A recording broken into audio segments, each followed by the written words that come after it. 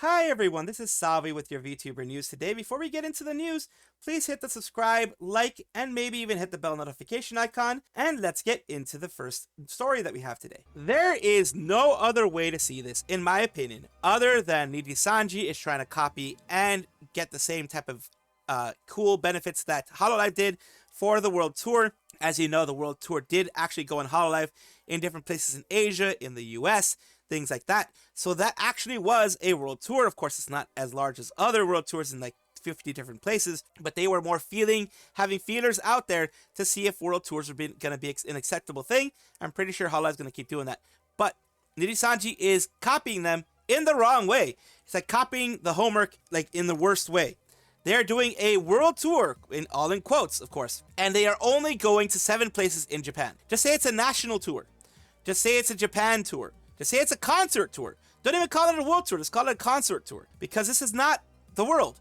The world isn't Japan. Maybe to them it is, but not to actual, people who know what the heck the world means. 7th anniversary tour, Nijisanji World Tour 2025. Singing in the Rainbow will be held. Nijisanji will hold the largest live tour in history. All performances will be in 3D. Advanced tour information for 7 domestic shows released. So yeah, everything only shows the look of the actual world tour, the quote-unquote world tour that's only in Japan. Sendai, Nagoya, Yokohama, and Kobe. And of course, here we go. The VTubers in each one. This is each one is going to have different VTubers there. So this is day 1, day 2, day 3, or concert 3, concert 4, and of course these are all look like they're going to be.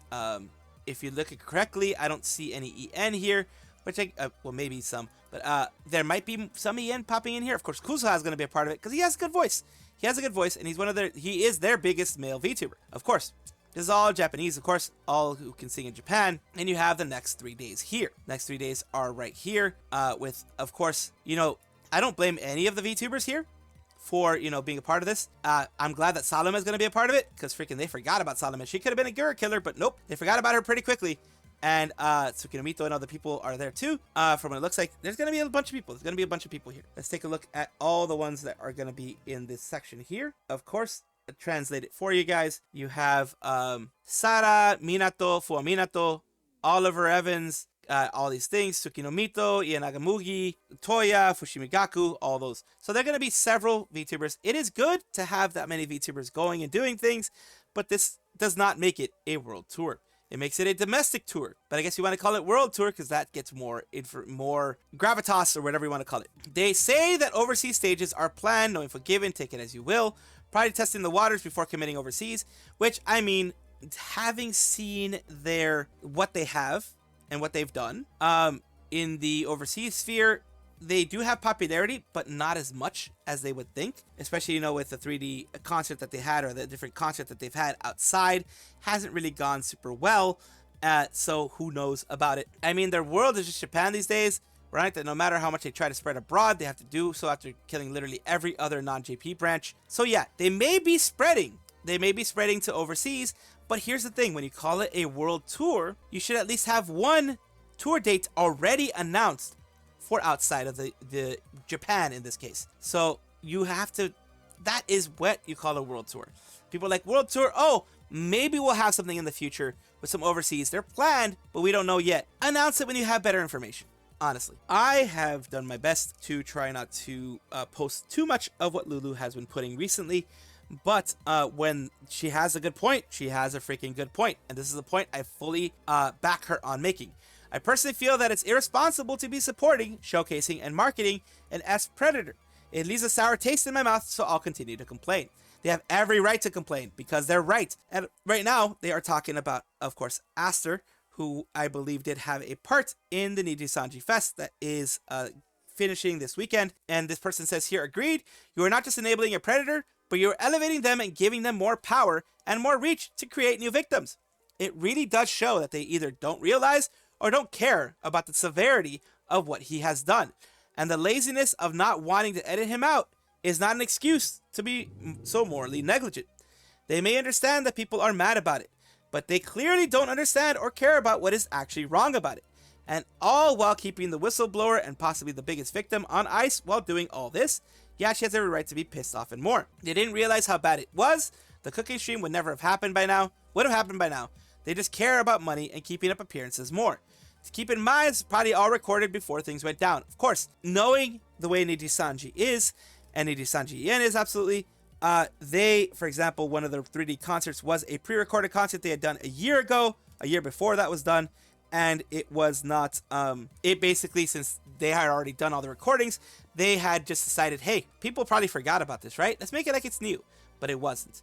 It wasn't new, and it was, this is all that everyone made fun of with the weird 3Ds, but they record things a lot of times way beforehand. They make them travel to Japan to record in their studios and then do all that kind of stuff there. So Lulu, any other fans, any other people watching from the outside in, will just see this as, of course, irresponsible to be supporting, showcasing, and marketing a predator, which is absolutely true. I do hope that Lulu will keep feeling better, will take care of herself, and that's what's most important. Take care of her mental well-being, take care of herself, and make sure that she doesn't let this affect her too much, even though, of course, it is their right to complain, and I am all for it. I'm behind them complaining.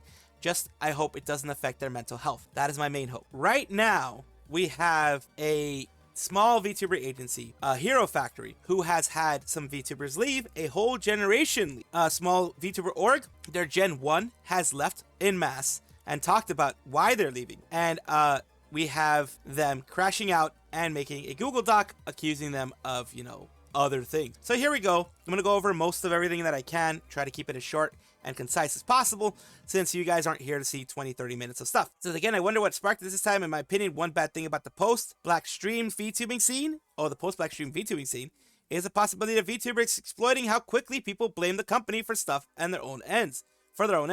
Also, once again, the CEO reacted in the worst way. Not that there's ever a good response to this scenario. Currently, they're threatening legal litigation to one of the former talents. Seeing a lot of people in court retweets seem to be calling out the CEO for treating people badly. This doesn't seem like a situation of talents exploiting the company. We'll come back to these comments, but first we're going to talk about the ones who are leaving. Podge, a Goblin VTuber, is one of the people that's leaving. This is a notice you're going to see just reposted again and again and again by all of them. This is a combined notice from the whole of Gen 1 to represent the whole of Gen 1. Effective today, 2/22/25, which was on Saturday, we, the Generation 1 talents, have officially terminated our contracts with Hero Factory. We'll no longer be affiliated with Hero Factory or its CEO. We wish to express our gratitude to our communities for their support during our abrupt and unannounced absences over this last month. And we hope you will continue to support us moving forward in our journeys as individual creators. So that they first apologize for leaving, for not having any contact with community, and hope that things will go better in the future. We cannot understate how incredibly eager we all are to return to our regular streaming activities as indies, and with a fresh enthusiasm for the future of our content creation, which we are thrilled to share with you all. The ones who are leaving are, of course, Podge, Hemlock Evergreen, Gadget Gizmo, Salvi, Undine, Valtria, Brent Gedden, and of course her. So of the ones that have mentioned their stuff, Undine, this is one of the ones that's leaving. Again, like I said, all of these will be pretty much the same message. Hemlock Evergreen, again, putting out the same message of the very important announcement. You have Salvi, who's one of them. You have Valtria, and I'm probably going to be missing one of them, Gedden as well. I am probably going to be missing one of them there. And finally, of course, Gadget Gizmo. Of the ones that I was able to find, all of these seem to be very good creators, and they seem to really not have wanted to do this, but some things pushed them over it. Seems like some confusion. We gave our 30 days notice. This is the conclusion to that. This was our decision to leave. So yeah, they gave notice that they were deciding to not continue their contract, because I think this is probably a contract thing where it was like they waited out their first initial contract and now they're not going to sign a new one, and they gave 30 days notice that they're not going to be signing a new one and they're going to be ending. And I'm pretty sure the fact that they are keeping everything means that they worked their contracts correctly and they were able to get their indie things, or they paid for their indie things, etc., etc. Something happened where they helped themselves out a lot. Now here is, it says, unfortunately too long to condense into posting an image. Google Doc going over Podge's stream, giving context to her and others who participated in attacks on River and Hero Factory. VOD is delisted, but a recording was sent by our lawyer to our lawyer, so they recorded it and sent it to their lawyer. This is a 11-page document. This is, of course, stuff here. I do have a full, I don't clear my emails. That's why you saw that message. Fortunately, it's a very different announcement that I must write than I originally planned. Going to be an announcement of a new direction of my company, and which is to our former Gen 1 talents that be defense against slander. Sponsorship claims. Hero Factory maintained and arranged active sponsorships affiliates with these brands during Gen 1's tenure. The only exception is Uwu Market, which Podge had contacted as an individual before joining and had not launched with any merch with them. She had a different partner manager with them and was moved to ours pre-launch. So a lot of these people already, from what it looks like, they had previous, indie accounts, and they were continuing with Hero Factory. Gamer Subs, Uwu Market, Fantasy Grounds, these ones that are marked here. None of the above sponsorships were arranged or initiated by any of the talents in Hero Factory. So this is all something that they say that they did. Finance claims. We took a 20% cut from talents' Twitch revenue, as I always believe in taking the smallest amount possible. Maintain the stance that it was a fair amount. I mean, compared to the large agencies, yes, you would say that's a more fair amount, because large agencies take 50%. But then again, you get a lot more from a large agency. Case of smaller talents have resulted in us taking massive losses. For example, one of the talent's managers cost us 200 USD per month for 4 meetings directly with said talent. At no point in the 15 months we had them under our banner, they earned half. See, this is not good. This is them, they're thinking that this is going to make them look good. But you just said, we spent money on our talents, as an agency should, and we regret it because we didn't make the money back. That's what it looks like here. It may not be what you were trying to say, but that's what it looks like here. You're already stepping on the wrong foot there. You're already going out on the wrong foot. It says, I charge $500 a month for my own freelance management services. I offer the talents outside of Hero Factory. No individual made the amount they paid to us totaling even half of that. So they're saying, these people sucked. This is what I'm hearing. This is what I'm hearing. These people sucked. We paid a lot of money for them, and we didn't get anything back. This is what I'm hearing. And we paid our staff when talents earned us, covered by my personal income. And it's like, oh, and I had to cover it myself. So he's trying to make himself, they are trying to make themselves, whether it's he or she, into someone positive, something positive. Of course, I will link it all down below. I will try to link it, at least this one, so you guys can read it if you guys want to. I'm going to try to just condense it at best. Basically, it just looks bad, man. You're just saying you paid them all this stuff. You didn't make any profit, as you're saying here, that you didn't make any profit.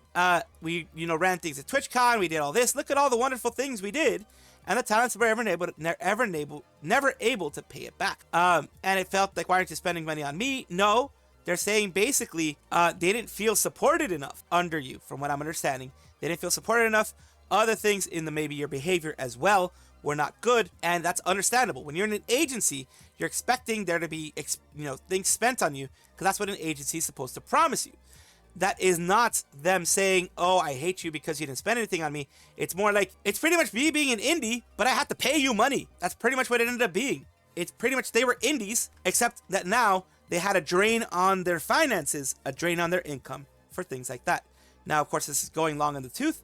Meeting on January 22nd, legal matters. There's a lot of stuff here. Like I said, there's a lot of he said, she said stuff, but more of, it's not my fault. I did everything I could. Look, I even spent money on them and legal expenses and all that kind of stuff. It says, River be free on Wednesday or something else. For a meeting, please just free up the whole day. See, this is not good. This does not make you look good. You are not anytime after 7 p.m. This is important. That you're blindsiding. Very true on River's end.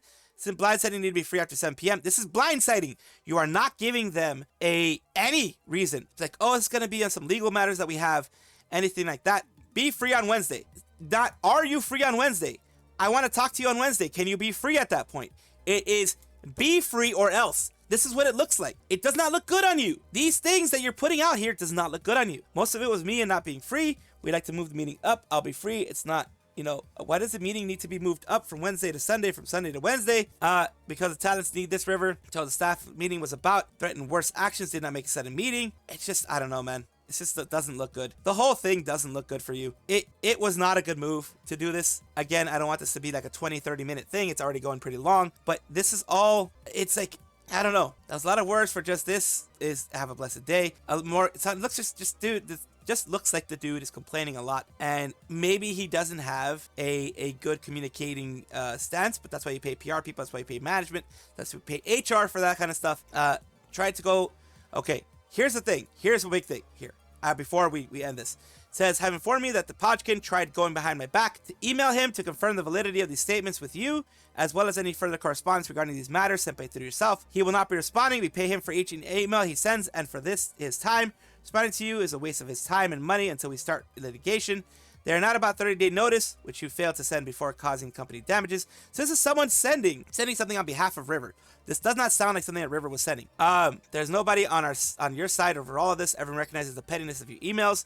There'll be no further silly consideration if you can contact us here in any way, in this way, or pretending to be offline on Discord. It's just, this one is weird, man. 2 settlement options that we did not need to in order for you to avoid court case. Is not coercion, like blank bracket claimed. It has been now nearly a week since you said, blah, blah, blah. Watch Podge in her chat accuse me of buying a friend from a company money, being complimented 3 days before a sudden meeting. Watch is paid for on my own. It's just, it starts being petty. This is just petty stuff, man. It's just, it looks really, really bad. Time for you to comment little ass watch. Little toots or for whatever hits a new hour every minute. See, this is cute. This is cute. This does not look good for you. This looks like you are crashing out. It looks very much bad for you. Like I said, you can actually just look at this URL here. That one there. Those exact numbers. Luckily, it's a tiny URL. It gets you to the actual one. And this is just bad on his end. Mikeneko, a VTuber who divides a lot of people based on what she has happened in the past. But I always feel it is what they do now and what they're doing in the future that matters more than anything. What am I doing right now? What am I talking about right now? I'm talking about this here. She says, what do you think? Does it suit me? I like it. This is her new style, a shorter haircut, different, that looks like a cat hat, different parts, and the bit of the longer one. They all do suit her very well, of course. It is very cute. There are very cute styles, and of course, people are like, oof. People are really seeming to enjoy it. Let's see what someone says in Japanese. Really suits you, so cute. So yeah, people are really enjoying it. But why am I only talking about it? I wouldn't only be talking about that. There's about more stuff, more news on the Mikeneko front. Here we have Faz.co.jp. They're talking about Mikeneko will be releasing a digital single, Neko ni Nate, on March 25th from Dream Music and will make their major debut. For more details, please click here. As you know, Mikeneko once was going to actually be a VA for an anime and also be a part of an agency. Those things kind of fizzled out, and unfortunately she lost those opportunities. Not necessarily because of her, it just seemed like they dropped everything in regards to that project, so she was unfortunately not able to do that. But she will have her new single out, and of course, let me translate this into English from Japanese. She's going to be having it on debut on the 25th of March on a Tuesday. Her debut song, Becoming a Cat, will be released on Dolly Music on Tuesday, March 25th, based on Mikeneko. Sound creators participated in the composition and sound production by Taku Tanaka, who composed the arrangement with Kiyakizaka 46/Dust, composed Exile the Second on My Way. Lyricists also joined the project with Nishino Kokon, who wrote the lyrics such as Kinki Kids, Angurum, Ayo put that one right there, Subaki Factory, those type of things. So she is actually working with some bigger names. Very, very glad that she got that opportunity. A commemorative acrylic keychain stand and a regular stand with duplicate autograph. So it is her autograph duplicated. I'm glad that they're actually mentioning this because Nijisanji and others, Nijisanji mainly, is the one who's kind of not shown that they've been duplicating it before, but now they fixed it. So this is the look of it, a keychain and the acrylic stand as well. And Mikeneko does say, I'm so happy that my major debut, which has always been my dream, has been decided, and I can't really put it into words. When Mr. Nishino showed me the lyrics of the debut song, Become a Cat, I was very surprised that there were a lot of things I thought and wanted to convey. Do you feel like you're possessed? And the lyrics are beautiful and gentle, and I want to read them again and again. I was very nervous about the recording, but with the support of Taku, I was able to sing happily. I feel like I was able to sing like myself for the first time with a lot of emotions. As a debut song, you can see me different from before. I even noticed that I had such a side. I really appreciate everyone who helped me, and I want many people to hear the best songs made in such a wonderful place. Please look forward to March 25th. So she's showing a lot of happiness. In addition, the model is also going to be changing, the model that I showed you before. These changes here, these are going to be some changes going to be in the model. Characteristic model with a big cat stuffed animal will continue vigorously working on the distribution in the future. So she's getting a lot of benefits out of this. And of course, here is the store, commemorative pre-orders for the acrylic and things like that. Here's the full-on pre-orders for it, and as Becoming a Cat. Here is the bigger one of the acrylic. It is, of course, going to be on pre-sale. You can go buy it. It's usually going to be in Japan, so you're going to have some agency be able to ship it from Japan to you. That is just the way it's going to be, unfortunately. But I'm very glad to announce that Mikeneko finally has her debut. Nerissa says that she's happy to be in Hololive. Now, you may wonder what brought this about. why is she saying that she's happy in Hololive? If you remember, recently, I did mention about PixelLink. PixelLink is closing. Other members have mentioned, like I went over some of the members. Rocky, which is one of the members, a raccoon, she does want to buy her IP, as Kana Yanagi already bought her IP. There are, I think, 2 others besides Kana Yanagi and her that want to buy their IP. The issue is, PixelLink is closing. They're closing their doors. Yet they want to charge someone $10,000, Rocky said. $10,000 for the IP. This doesn't make sense. You're closing. Your debts should already be fixed by the time you're closing. You should have no debts by the time you're closing. Your creditors, your debtors and creditors and everything like that should be like, well, we're not going to get any money because they're closing. You liquidate everything else you have, but, you know, when you close, I don't know. It just feels wrong to have this happen. Now, it says, I love Hololive so much. Every day I'm so happy to be here in this company with amazing coworkers, managers, staff, etc. And of course, I've been able to meet you, jailbirds. All of it makes my heart so full. I'm glad you came here, Rissa. You really are so nice, kind, fun, caring to us. You also encourage me so much. I'm so grateful to you. You make our hearts even more full. We love you. So happy they get to be happy in a company that makes you feel that way. Hope you and this community continue to grow. Like I said, the only thing I could think of was that prompted this was PixelLink and the fact that the agency didn't just do what other small agencies do and being like, you know what? We're not going to be able to make money off of you anyways. We're going to give you all of your IPs. A lot of small companies that have left have done that. I believe some others have not. I believe EIN is one of the ones who didn't and wanted to charge a bunch. But I'm glad that Rocky was actually open about the $10K that they wanted to charge her, because that is just unfair. And of course, here are the comments. It says, likely response to PixelLink's closure scandal. PL tweeted about it very angrily. Advent in particular is very close-knit. Even other talents outside the gen have talked about it, like some JP members who had visited Fumoko's place, and Fumoko talked about how much they love their gen mates, and they just beat the Ender Dragon in Minecraft yesterday, which is probably a great bonding experience. Then you can add the fact that Nerissa's PL has been able to advertise the VTuber career of people around her, things like that. There's something behind the scenes that she liked. Maybe she's getting a 3D live or something. Or basically, man, I'm glad that Hololive isn't like PixelLink. I'm glad that I'm in a company like Hololive and I didn't have to suffer what happens in PixelLink. I think it's more of the latter of the whole PixelLink thing. So I wanted to cover this, of course, because I wanted you guys to see it and to, of course, understand that, yes, I'm pretty sure everybody right now in Hololive has their issues. There are issues here and there with management, etc. Not everyone's going to be perfect, but they love what they do, and they love the company that they're in. Welcome back, everybody, to the VTuber Showcase, the place where I like to showcase up-and-coming VTubers of different sizes, shapes, forms, types, content types, all that kind of stuff. I do it because I want to build people up, not tear each other down, have this be a warm VTuber community, not one where we're trying to trash everybody. So today we're talking about Moni, an onsen onesan, ASM artist with a big sister energy, and they do look to be more of the goblin variety. Maybe they're like a fairy, I'm not sure, but they do look maybe a green fairy, who knows. And this is their, of course, Twitch. Let's take a look at their about section before we get and take a look at the videos. ASMR onsen onesan, and of course a little bit of stuff is going to be ASMR-ish, and I will have to limit that because YouTube with ASMR, even if I'm covering it, you know how it can be. So I do apologize. This is not meant in any way to be a personal thing. It's just YouTube with ASMR. Even as a person covering it, I have to be very careful. So let's go with what she has here.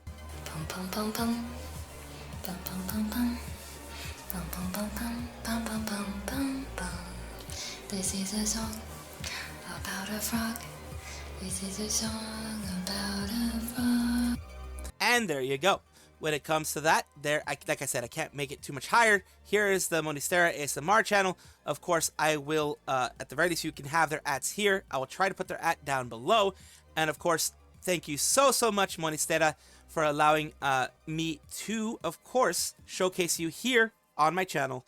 And I do hope this helps you. And remember, of course, with the ASMR thing, it's just me making sure that my video doesn't get taken down. Unfortunately, YouTube is weird. So thank you again.